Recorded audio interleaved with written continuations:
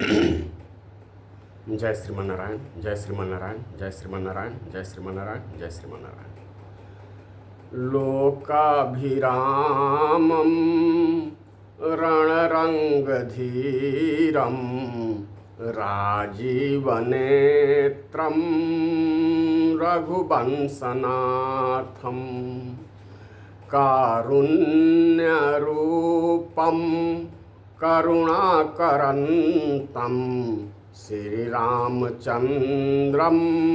शरणं प्रपद्ये। रामाय रामभद्राय रामचन्द्राय वेधसे रघुनाथाय नाथाय सीताया पतये नमः। रामं रामानुजं सीतां भरतं भरतानुजं सुग्रीववायुसूनं च प्रणमामि पुनः पुनः।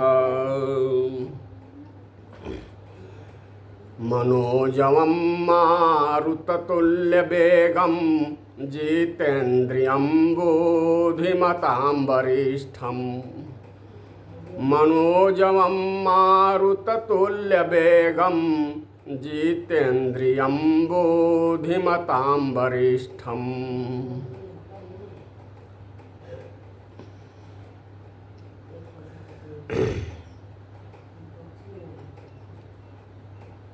लक्ष्मीनाथ समारंभा नाथयामुनिमध्यमा अस्मदाचार्य पर्यन्तां वन्दे गुरुं परंपरा, वन्दे गुरुं परंपरा।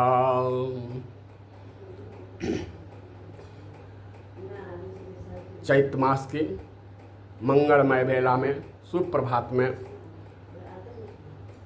पावन प्रसंग का पावन निवेदन किया जा रहा है। यह पावन माह भगवान के जन्म का महीना है, भगवान के अवतार का माह है। अतः इस माह में भगवान श्री राम के प्राकट्य के प्रसंग का निवेदन किया गया है। संतों द्वारा, विद्वानों द्वारा जो कुछ सुना गया है और मेरे इस बुद्धि में जितना अटा है, जितना समझ में आया है, उन्हीं के अनुसार भगवत कृपा से निवेदन किया जा रहा है। पावन प्रसंग अंतर्गत मानस में संत शिरोमणि तुलसीदास जी चौपाई लिखते हैं। श्रृंगी सिंह वशिष्ठ बुलावा, पुत्र काम शुभ यज्ञ करावा। भगति सहित मुनि आहुति दीन्हे, प्रगटे अग्नि चारु कर लीन्हे। प्रगटे अग्नि चारु कर लीन्हे। जो वशिष्ठ कछु हृदय विचारा, सकल काजु भासिद्ध तुम्हारा। यह विबाटी देहु नृप जाई, जथा जोग जेहि भाग बनाई। तब अदृश्य भये पावक सकल सभा ही समुझाई, परमानंद मगन नृप हरसन हृदय समाई। सियावर रामचंद्र की जय, पवन सुत हनुमान की जय। जय जय सीताराम, जय जय राधे श्याम। जिन पावन पंक्तियों का पाठ किया गया, प्रसंग इन्हीं पावन पंक्तियों को केंद्र में रखकर होगा। तो पावन पंक्ति आई है। श्रृंगी सिंह वशिष्ठ बुलावा, श्रृंगी सिंह वशिष्ठ बुलावा। पुत्र काम शुभ यज्ञ करावा। कैसा यज्ञ? शुभ यज्ञ, सकाम यज्ञ, पुत्र की कामना के लिए यज्ञ किया जा रहा है। यह यज्ञ जो होगा सकाम होगा, पुत्र कामना के लिए होगा। राजा चक्रवर्ती महाराज को संतान प्राप्ति की उत्कट अभिलाषा हुई है। वे संतान के लिए व्याकुल है और गुरु वशिष्ठ के पास गए हैं। गुरु वशिष्ठ जी ने उन्हें सकाम यज्ञ करने का उपदेश दिया। वशिष्ठ जी वहाँ चक्रवर्ती महाराज जिस समय गए हैं उस समय उनकी अवस्था 60,000 वर्षों की है। चौथे पन में प्रवेश कर रहे हैं, 3 पन बीत गए हैं। वशिष्ठ जी समझा सकते हैं थे, राजन इस उम्र में आपको संतान प्राप्ति की जो प्रबल इच्छा हुई है यह उचित नहीं है। वैराग्य का उपदेश दे सकते थे, भजन करने को कह सकते थे, लेकिन वशिष्ठ जी ने ऐसा नहीं कहा, उन्हें वैराग्य का उपदेश नहीं दिया। अब यहाँ अद्भुत बात है, चौथे पन में उन्हें शुभ कार्य करने की इच्छा जागृत हुई है। ऐसे तो उनका काम जीवन भर तक शुभ ही शुभ था। हृदय भगति मति सारंग पानी, वे परम भक्त हैं। अगर भक्त नहीं होते तो उनके घर में भगवान आते क्या? कतई नहीं आते। वशिष्ठ जी को मालूम है कि संतान तो होना ही है, त्रिकालदर्शी हैं, ब्रह्मा जी के मानस पुत्र हैं वशिष्ठ जी। तो क्या कहते हैं, धीर धरहूँ धीर होई हन सुतचारी, त्रिभुवन विदित भगत भयहारी। राजन धैर्य धारण करो, आप चौथे पन में आए हुए हो ना, आपको 4 संतान प्राप्त होगी। कैसे कह दिए वशिष्ठ जी, कैसे कह दिए? तुम्हें याद है, उनके स्मरण पर है क्या ब्रह्मवाणी जो आकाशवाणी हुई थी? आकाशवाणी क्या हुई थी? तिन्हके गृह अवतरिहु जाई, रघुकुल तिलक सोचारी भाई। ब्रह्म वशिष्ठ जी को मालूम है, उन्हें ज्ञात है कि ब्रह्म 4 रूपों में राजा दशरथ के यहाँ आने वाले हैं। ये राजा दशरथ कौन हैं?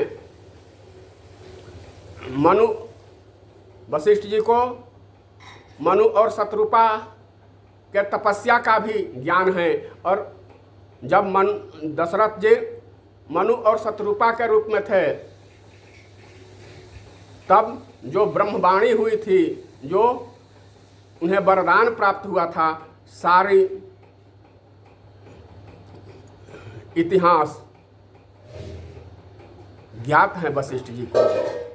तो लेकिन संतान यज्ञ के बिना भी हो सकता था, क्योंकि प्रभु के अवतार लेने का समय आ गया था, प्रभु के प्राकट्य होने का समय आ गया था।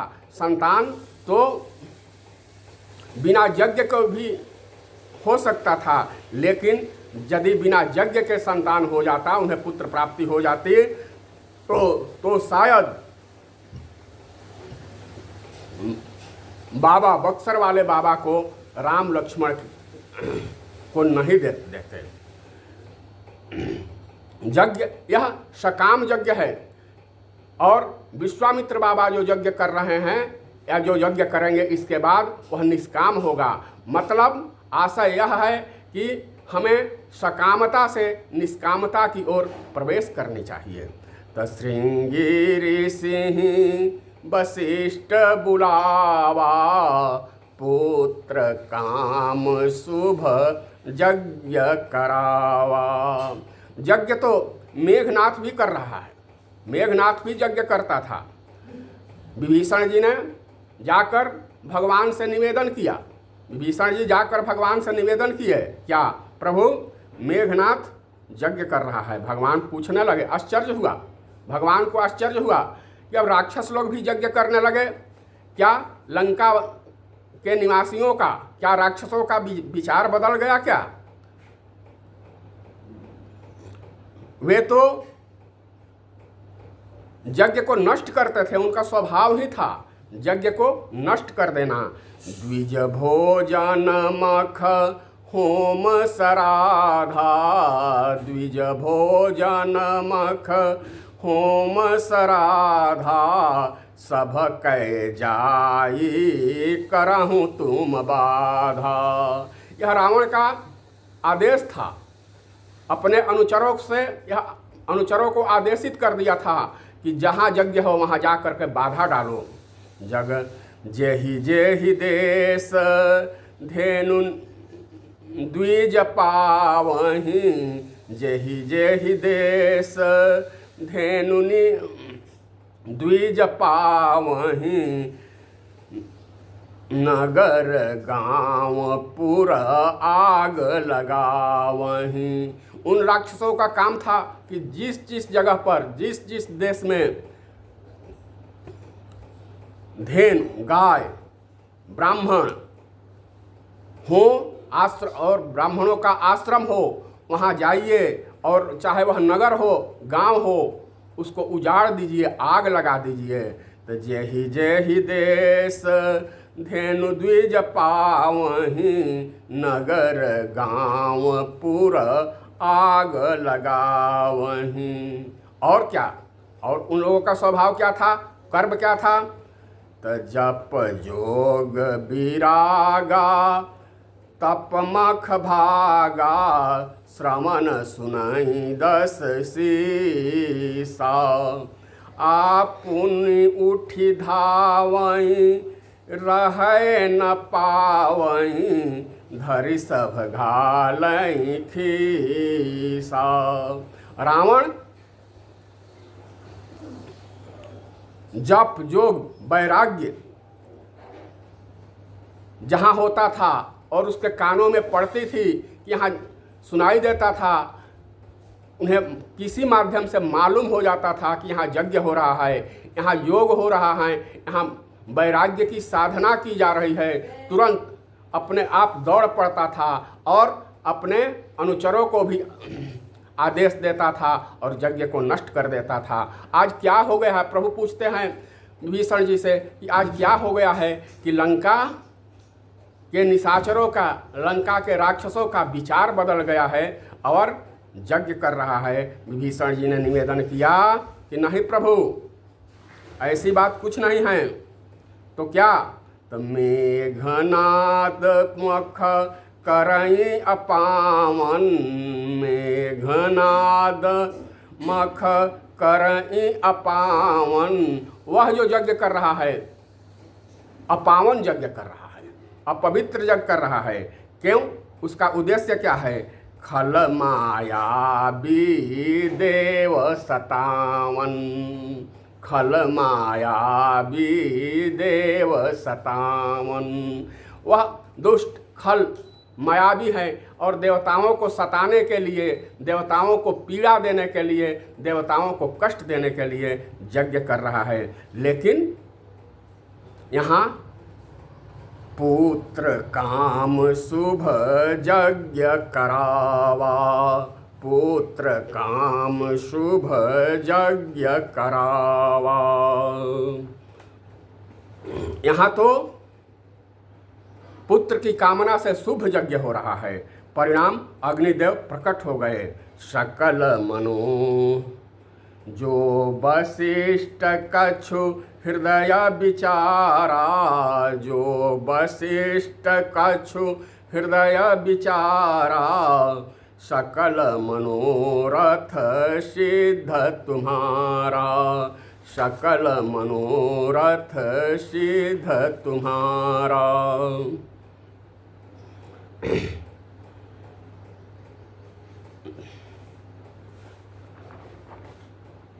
भक्ति सहित मुनि आहुति दीन है, भक्ति सहित मुनि आहुति दीन है, प्रगटे अग्नि चारु कर लीन है, प्रगट अग्नि चारु कर लीन है।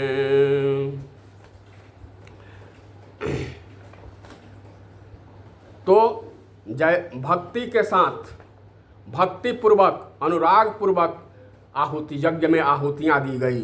यज्ञ की आहुतियों जब अनुराग पूर्वक, भक्ति पूर्वक यज्ञ में आहुतियाँ पड़ी, वैसे ही यज्ञ भगवान प्रसन्न होकर, यज्ञेश भगवान प्रसन्न होकर प्रकट हो गए।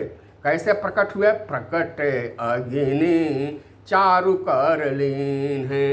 हाथ में स्वर्ण पात्र में चरु लिए हुए थे और कैसा था? बड़े तेजस्वी, महाबली, महातेजस्वी, लाल वस्त्र धारण किए हुए, सिंह के बाल के समान उनके बाल थे, केस थे, पर्वत जैसा विशाल थे उनका तेज, सूर्य के तेज को भी लज्जित करने वाला था। हाथ में स्वर्ण पात्र था और प्रगट अग्नि चारु कर लीन है। वशिष्ठ जी अति प्रसन्न हुए। जो वशिष्ठ कछु हृदय विचारा, सकल काज भा सिद्ध तुम्हारा। विचार कर रहे हैं, हृदय से, मन से विचार कर रहे हैं। जो वशिष्ठ क्या? राजन, आपका कार्य सिद्ध हुआ, यज्ञ सफल हुआ। कौन सा कार्य सिद्ध हो गया? किस कार्य के लिए यज्ञ हो रहा था? पुत्र काम। धरहूँ धीर हुई हन सुतचारी, धरहूँ धीर हुई हन सुतचारी, त्रिभुवन विदित भगत भयहारी। सकल कार्य, एक कार्य तो पुत्र प्राप्ति, लेकिन यहाँ सकल कार्य कहा गया है। तो सकल कार्य क्या था? पुत्र प्राप्ति तो एक कार्य स्पष्ट दिखाई देता है। तो यहाँ सकल कार्य का अभिप्राय बहुत नहीं, सकल कार्य से यहाँ अभिप्राय है संपूर्ण कार्य आपका सिद्ध हो गया। कार्य तो एक ही है, वह पूर्णतः सिद्ध हो गया। उसकी सिद्धि में किसी प्रकार की संदेह नहीं, किसी तरह की शंका नहीं। मतलब यह है कि जिस कार्य के लिए यह उत्तम पूजा हो रही थी, जिस कार्य के लिए यह शुभ यज्ञ हो रहा था, जिस कार्य के लिए यह आहुतियाँ दी जा रही थी, सभी कार्य आपके सिद्ध हो गए। भगवान की लीला अपरंपार है। और राजन, आपके चार पुत्र होंगे, साधारण नहीं होंगे, महान पराक्रमी होंगे। 4 संतान साधारण नहीं होंगे, महान पराक्रमी होंगे, महातेजस्वी होंगे, महाप्रतापी होंगे, अतुलित बल के स्वामी होंगे, गुणवान होंगे, धनवान होंगे, सत्य संकल्प होंगे। तो धरहूँ धीर हुई हन सुतचारी, धरहूँ धीर हुई हन सुतचारी, त्रिभुवन विदित भगत भयहारी। पुत्राचास्य भविष्यन्ति चत्वारो अमित विक्रमः, वंश प्रतिष्ठाकारः सर्वभूतेषु विश्रुता। इसके लिए क्या? इसके लिए तो श्रृंगी ऋषि आए कल्प भेद के अनुसार, वाल्मीकि रामायण के अनुसार और श्री रामचरितमानस के अनुसार।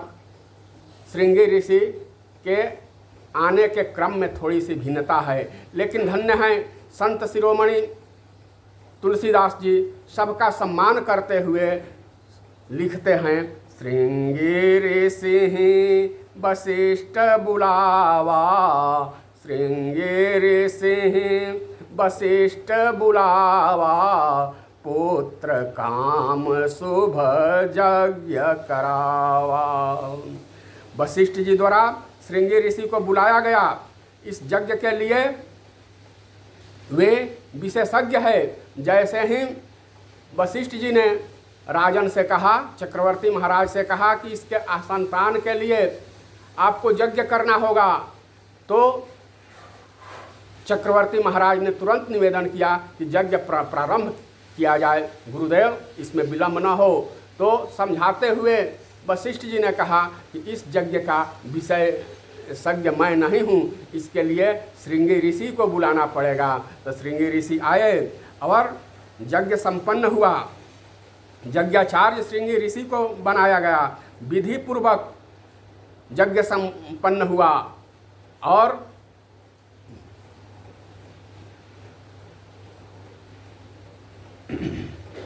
मुनि ने श्रद्धापूर्वक अनुरागपूर्वक आहुतियाँ दी।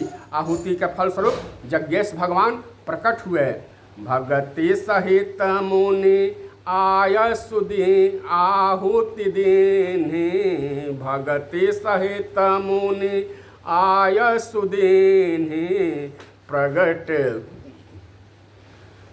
अग्नि चरु कर लीन्हि। अब यज्ञ तो विश्वामित्र जी भी कर रहे हैं, विश्वामित्र भी यज्ञ कर रहे हैं। कैसा यज्ञ? तो वे निष्काम यज्ञ कर रहे हैं। निष्काम यज्ञ में भी ताड़का, सुबाहु, मारीच द्वारा बाधा उत्पन्न किया जाता है। विश्वामित्र जी का यज्ञ जो है निष्काम है, विश्व के कल्याण के लिए है। अब और उस विश्व में राक्षस भी आ जाते हैं। राक्षस का विश्व से बाहर हैं थोड़े, उनके भी कल्याण के लिए ये यज्ञ कर रहे हैं। और हुआ भी ऐसा, राक्षसों का उद्धार हो गया प्रभु के हाथ से। इस यज्ञ का यह भी एक परिणाम हुआ कि राक्षसों का उद्धार हो गया।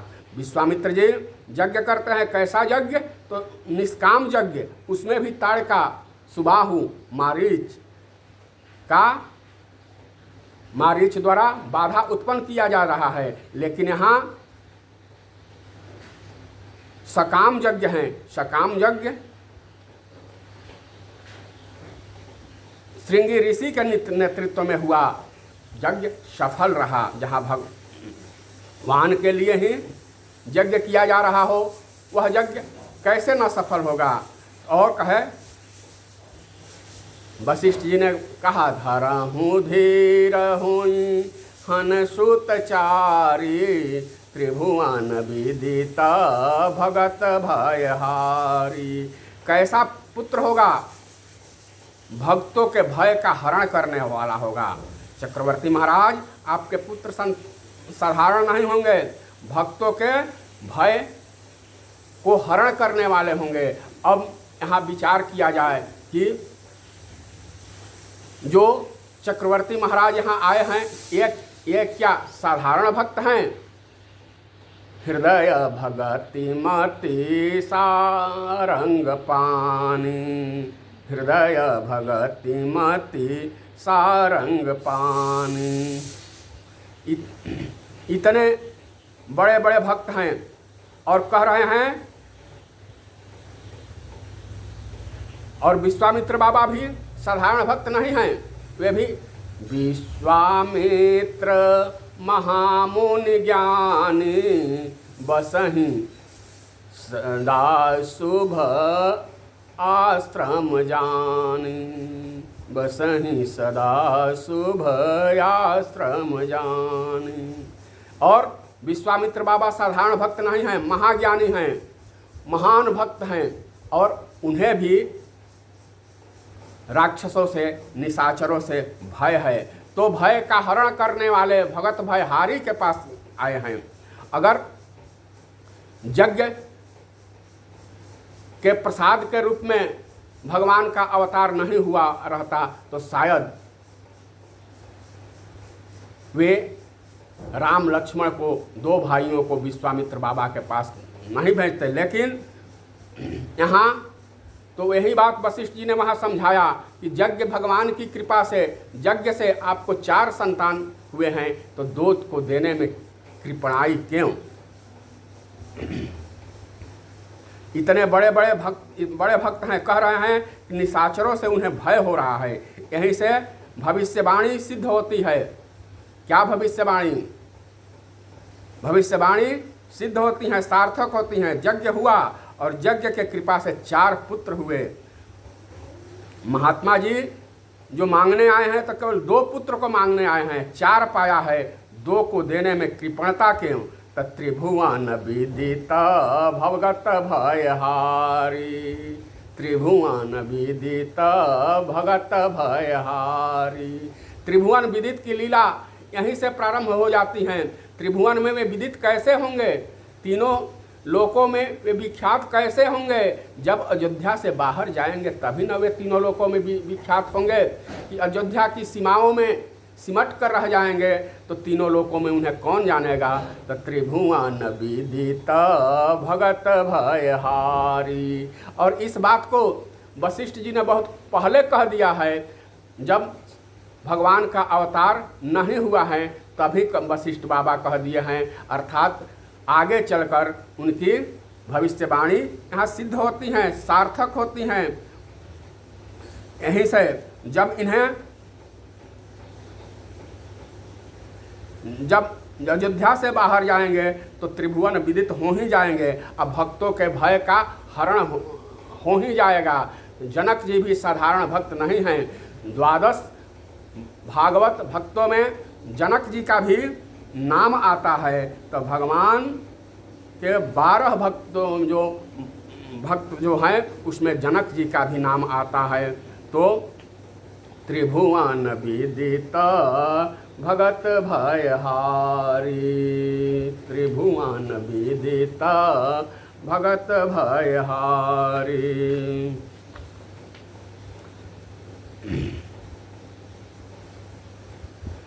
आगे की पंक्ति हैं, जो वशिष्ठ कछु हृदय विचारा, जो वशिष्ठ कछु हृदय विचारा, सकल काज भा सिद्ध तुम्हारा, सकल काज भा सिद्ध तुम्हारा। राजन, आपके संपूर्ण कार्य सिद्ध हो गए। और जो यज्ञ भगवान यज्ञेश भगवान प्रकट हुए हैं तो स्वर्ण पात्र में चरु लेकर प्रकट हुए हैं। यह हबि बाँटी और आदेश दिए कि यह जो हबि हैं राजन, इस हबि को यथा जोग बना करके, यथा भाग बना करके रानियों के बीच वितरित कर दीजिए। जो यह हबि बाँटी देहु नृप जाई, यथा जोग जेहि भाग बनाई। क्या कहे? इदम तो नृप शार्दूल पायसाम देव निर्मितम, प्रजाक्रम गृहाण धन्यम आरोग्यम वर्धनम। राजन, इस हबि को वितरित कर दीजिए, रानियों के बीच वितरित कर दीजिए। इस हबि के प्रभाव से प्रजा का कैसा यह हबि है? प्रजाकारम, संतान देने वाला है, संतान सुख प्रदान करने वाला है। धन्यम आरोग्यम वर्धनम, धन, इससे भौतिक ऐश्वर्य की भी वृद्धि होगी, आरोग्य भी का भी वर्धन होगा और कीर्ति भी बढ़ेगी।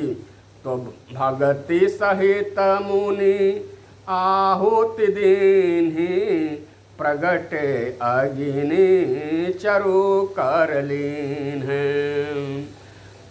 यह जो पायस था, चावल, दूध और शक्कर से निर्मित था।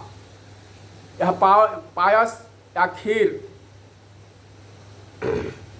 चावल, दूध और शक्कर से निर्मित था। और मामा जी इस एक पद गाया करते हैं, चावल चीनी और छीर तीनों मिलके बनले खीर। चावल चीनी और छीर तीनों मिलके बनले खीर। खीर खाली त बन जाई तकदीर राजा जी। खीर खैला से बन जाई तकदीर राजा जी। ये चावल कर्म का प्रतीक है, दूध ज्ञान की प्रतीक है और शक्कर भक्ति का प्रतीक है। तो भगति सहित मुनि आहुति दीन्हि प्रगटे अगिनि चरु कर लीन है। वाल्मीकि रामायण में आया है, कौसल्यायै नरपति पायसार्धम ददौ तदा अर्धार्धम ददौ चापि सुमित्रायै नराधिपः। यह बिबाटी देहु नृप जाई जथा जोग जेहि भाग बनाई। जथा जोग जेहि भाग बनाई। अब यह पायस या चरु या खीर का वितरण रानियों के मध्य में किस तरह किया गया, इसका निवेदन अगले प्रसंग में किया जाएगा। तब तक के लिए जय जय सीताराम, जय श्रीमन नारायण, जय राधे श्याम। सीताराम भगवान की जय, राधे श्याम भगवान की जय, वीर बजरंग बली की जय, उमापति महादेव की जय, सब संतन की जय, सब देवतन की जय। जय जय श्रीमन नारायण, जय श्री राम, जय श्री राम, जय श्री राम।